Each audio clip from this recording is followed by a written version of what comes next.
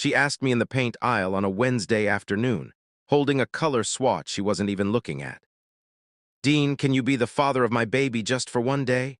I'd known Claire Bennett about 4 months. Well enough to know she took her coffee black with one sugar. Not well enough for that.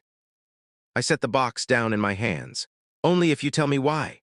3 years before that, a doctor sat me down in a cold little room and told me I was never going to be a father at all. My wife left 11 months later, and now a woman I barely knew was standing in my paint aisle asking me to be one for a day. Here's the thing, she gave me 3 answers over the next year.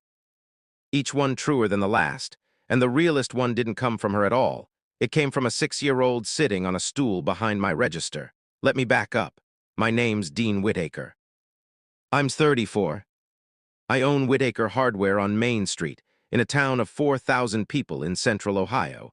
The kind of place where the high school football scores get printed on the marquee outside the bank. My dad opened the store in 1986. I grew up in it.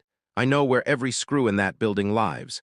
Dad died when I was 26 and left me the whole thing. He wasn't a talker, maybe 40 words a day on a good day. But he said one thing to me over and over my whole life, and I didn't understand it until this story happened. A kid would come in with a broken bike. Dad would stop whatever he was doing every time. It used to irritate me. We had a business to run. One day I said something about it. He looked at me and said, "Dean, anybody can sell a man a hammer. Any fool with a cash register can do that." He nodded at the door. "The job is being here, same place, same hours, every day. So when somebody needs somebody, they know exactly where to find one." He went back to his shelving. "Showing up is the whole trade, son.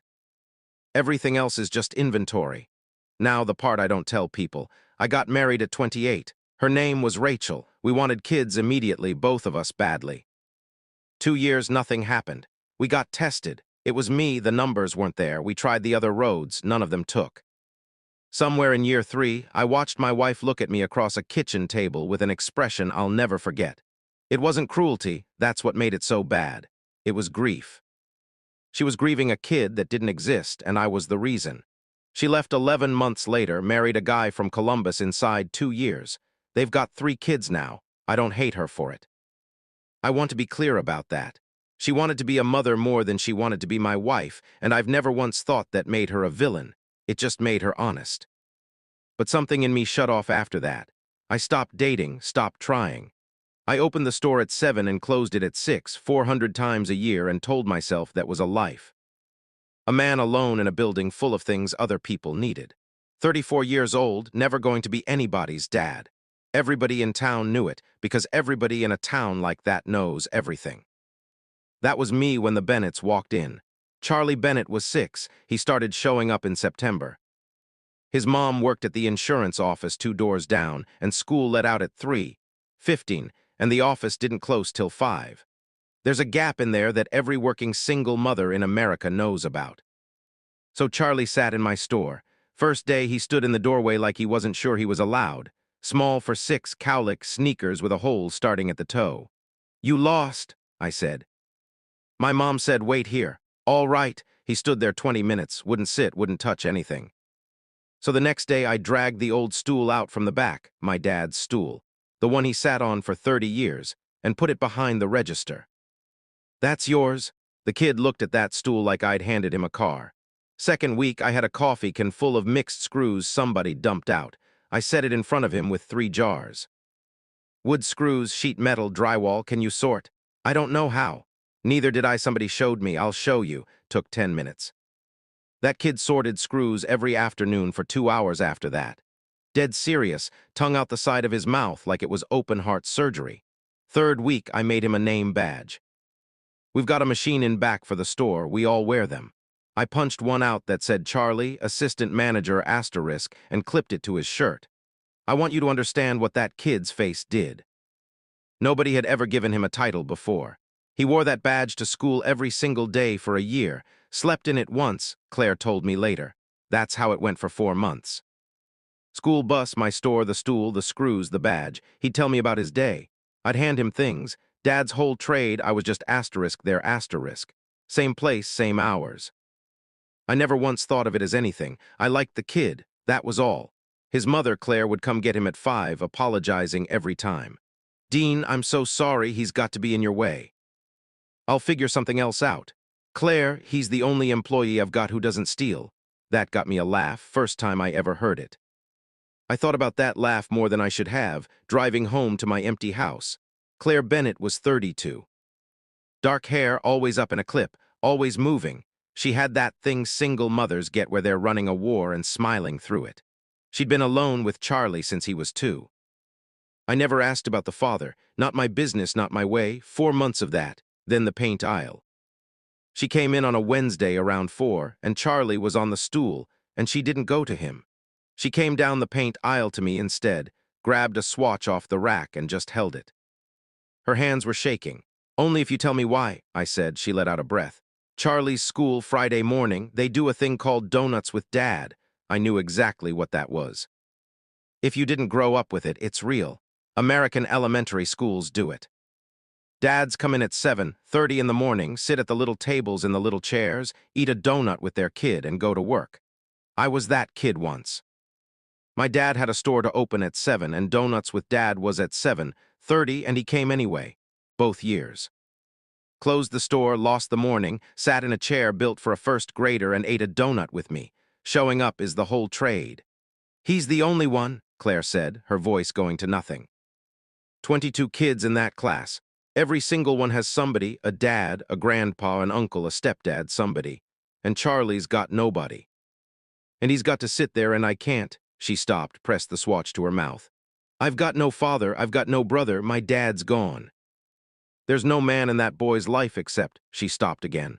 Except me, I said. She nodded. That was answer number 1. I said yes. Obviously, I said yes. But I want to tell you what it felt like because you can't see it from outside. I'm a man who was told he'd never be a father. That's a sentence you carry. It sits on you at 3 in the morning. And a woman just walked down my paint aisle and asked me to be one for a morning. What I felt wasn't sad, wasn't weird about it. It was grateful. Like somebody handed me a glass of water and I hadn't known I was thirsty for 3 years. Friday, 7:30, I said. I'll close the store. Dean, you can't close the store.